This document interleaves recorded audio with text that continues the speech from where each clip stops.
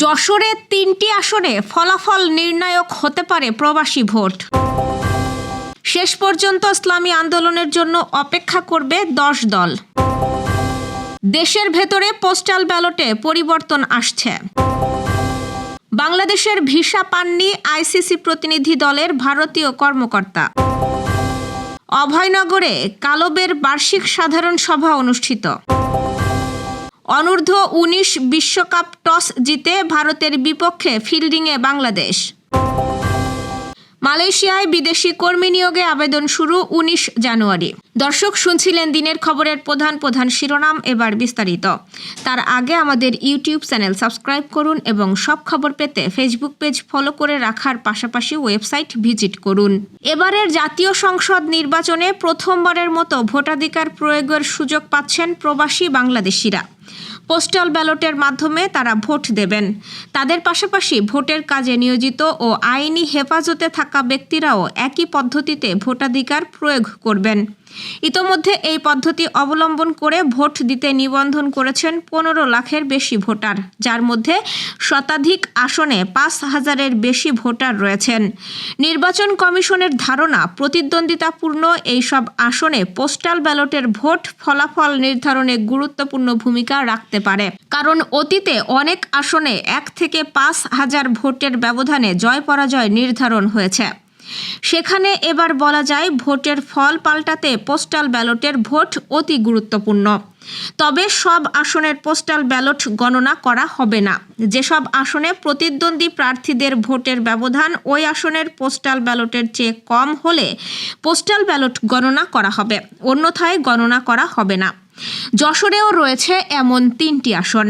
7,000-এর বেশি ভোটার নিবন্ধন করেছেন যশোর 2 আসনে। 6,000-এর বেশি ভোটার রয়েছে যশোর 3 আসনে, আর 5,000-এর বেশি ভোটার রয়েছে যশোর 5 আসনে। নির্বাচন কমিশনার ব্রিগেডিয়ার জেনারেল অবসরপ্রাপ্ত আবুল ফজল মোহাম্মদ সানাউল্লাহ বলেছেন, প্রথমবারের মতো পোস্টাল ব্যালটের মাধ্যমে প্রবাসী ভোটারদের ভোট গ্রহণের উদ্যোগ নেওয়া হয়েছে। বাংলাদেশ ডাক বিভাগের মাধ্যমে প্রবাসী ভোটারদের কাছে মোট 7,67,084টি ব্যালট পাঠানো হয়েছে। এর মধ্যে 7,07,500টি ব্যালট সংশ্লিষ্ট দেশে পৌঁছেছে এবং এখন পর্যন্ত 1,40,873 জন ভোটার ব্যালট হাতে পেয়ে কিউআর কোড স্ক্যান করেছেন। এখন পর্যন্ত সিদ্ধান্ত হচ্ছে, শেষ সময় পর্যন্ত ইসলামী আন্দোলন বাংলাদেশের জন্য জোটের 10 দল অপেক্ষা করবে বলে জানিয়েছেন বাংলাদেশ জামায়াতে ইসলামীর সহকারী সেক্রেটারি জেনারেল এহসানুল মাহবুব জুবায়ের। তিনি বলেন, শেষ পর্যন্ত তারা না এলে ফাঁকা রাখা 47টি আসনে প্রার্থী দেবার বিষয়ে চূড়ান্ত করবে দলগুলোর প্রতিনিধিদের সমন্বয়ে গঠিত লিয়াজো কমিটি। ইসলামী আন্দোলন বাংলাদেশের জোট থেকে বেরিয়ে যাওয়ার ঘোষণার পর জামায়াতের সর্বোচ্চ ফোরাম জরুরি বৈঠকে বসে। আজ শনিবার বেলা 12টায় এই বৈঠক সংক্রান্ত তাৎক্ষণিক সংবাদ সম্মেলনে ইসলামী আন্দোলনের বিষয়ে জোটের অবস্থান তুলে ধরা হয়। জোটের অবস্থান তুলে ধরে জুবায়ের বলেন, 11 দলের সমঝোতায় চূড়ান্ত হওয়া ইসলামী আন্দোলন বাংলাদেশের আসনগুলো এখনও ফাঁকা রয়েছে। শেষ সময় পর্যন্ত তাদের জন্য অপেক্ষা করবে 10 দল। তবে শেষ পর্যন্ত তারা না এলে ফাঁকা রাখা 47টি আসনে প্রার্থী দেবার বিষয়টি চূড়ান্ত করবে দলগুলোর প্রতিনিধিদের সমন্বয়ে গঠিত লিয়াজো কমিটি। প্রবাসী ভোটারদের জন্য পাঠানো পোস্টাল ব্যালটে কোনো পরিবর্তন আনা হচ্ছে না। তবে দেশের ভেতরে পোস্টাল ব্যালটে পরিবর্তন আনা হচ্ছে বলে জানিয়েছেন নির্বাচন কমিশনার আব্দুর রহমানেল মাসুদ।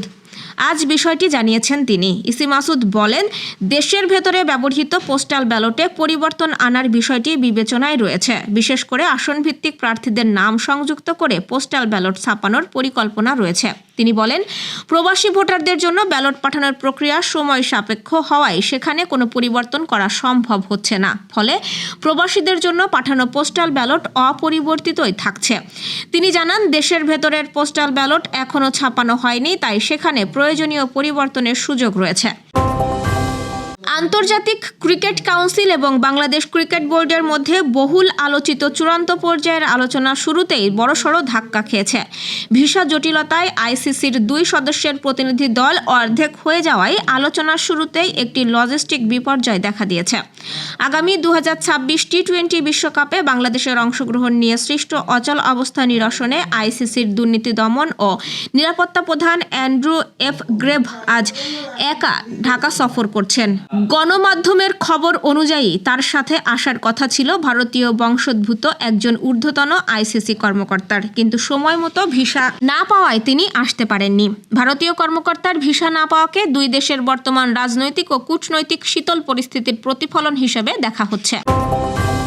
যশোরের অভয়নগরে কালবের উপজেলা শাখার 10ম বার্ষিক সাধারণ সভা অনুষ্ঠিত হয়েছে। আজ সকালে নোয়াপাড়া সরকারি মহাবিদ্যালয়ের সভাকক্ষে সভার আনুষ্ঠানিক সূচনা হয়। আমাদের প্রতিনিধি জাকির হোসেন হৃদয় জানিয়েছেন, উপজেলা শাখার সভাপতি সহকারী অধ্যাপক নূর জালালের সভাপতিত্বে ও সাধারণ সম্পাদক মারুফ হোসেনের সঞ্চালনায় অনুষ্ঠানে প্রধান অতিথি ছিলেন কালবের চেয়ারম্যান আগাস্টিন পিউরিফিকেশন। বিশেষ অতিথি ছিলেন কালবের সাধারণ সম্পাদক আতিকুল্লাহ, ট্রেজারার নরেশ চন্দ্র বিশ্বাস সহ অন্যরা। সভায় 383 জন সদস্যের বার্ষিক আয় ব্যয়ের হিসাব উপস্থাপন করা হয়। বক্তারা শিক্ষকদের আর্থিক সঞ্চয়ী মনোভাব, নিরাপত্তা নিশ্চিতকরণ এবং শিক্ষক কর্মচারীদের সন্তানদের আর্থিক সহযোগিতার উপর গুরুত্বারোপ করেন।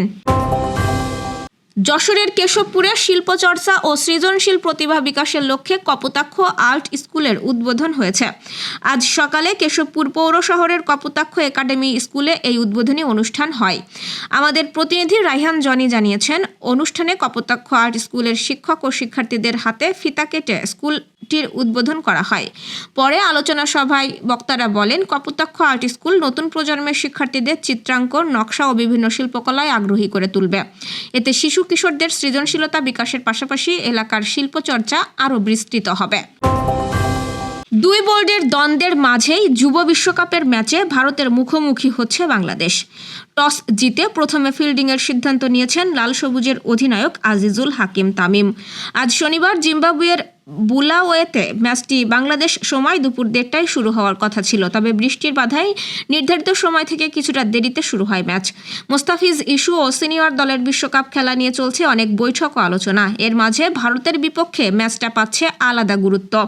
মোস্তাফিজকে আইপিএল থেকে বাদ দেওয়াকে বাংলাদেশের ক্রিকেটকেই অপমান মনে করছে সংশ্লিষ্টরা। তাই উদ্বোধনী ম্যাচে যে কোনো মূল্যে ভারতকে হারাতে চাইবে আজিজুল হাকিমের দল।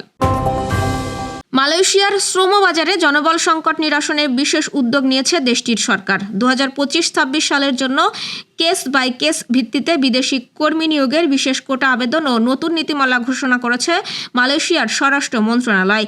আগামী 19 জানুয়ারি থেকে শুরু হতে যাচ্ছে এই বিশেষ আবেদন প্রক্রিয়া। স্বরাষ্ট্র মন্ত্রণালয়ের বিজ্ঞপ্তিতে জানানো হয়েছে, আবেদনের নথিপত্র গ্রহণ ও যাচাইকরণের বিশেষ সময়সীমা 19 জানুয়ারি 2026 থেকে শুরু হয়ে 31 মার্চ 2026 পর্যন্ত চলবে। শৃঙ্খলা বজায় রাখতে এবার একটি বিশেষ অনলাইন অ্যাপয়েন্টমেন্ট সিস্টেম চালু করা হয়েছে। সুনির্দিষ্ট কিছু খাতে শর্ত সাপেক্ষে বিদেশি কর্মী নিয়োগের অনুমতি দিয়েছে মন্ত্রণালয়। এর মধ্যে সেবা খাত অর্থাৎ পাইকারি ও খুচরা ব্যবসা, পরিষ্কার পরিচ্ছন্নতা, land warehouse, security guard, অনুমোদিত মেটাল ও স্ক্র্যাপ সামগ্রী ব্যবসা, রেস্টুরেন্ট, লন্ড্রি এবং কার্গো হ্যান্ডেলিং রয়েছে। উৎপাদনে আছে বিদ্যমান কারখানার কর্মী প্রতিস্থাপন এবং মালয়েশিয়ান ইনভেস্টমেন্ট ডেভেলপমেন্ট অথরিটি অনুমোদিত নতুন বিনিয়োগ প্রকল্প। এছাড়া নির্মাণে রয়েছে সরকারি বা জাতীয় গুরুত্বপূর্ণ প্রকল্পের জন্য কর্মী নিয়োগ। কৃষি ও বাগানের ভেতরে অন্তর্ভুক্ত মৎস্য চাষ, গবাদি পশুপালন, শস্য চাষ এবং সব ধরনের প্লান্টেশন। দর্শক, এ ছিল দুপুরের আয়োজন। রাতের খবর দেখার আমন্ত্রণ রইল। সেই সঙ্গে এতক্ষণ সাথে থাকার জন্য ধন্যবাদ।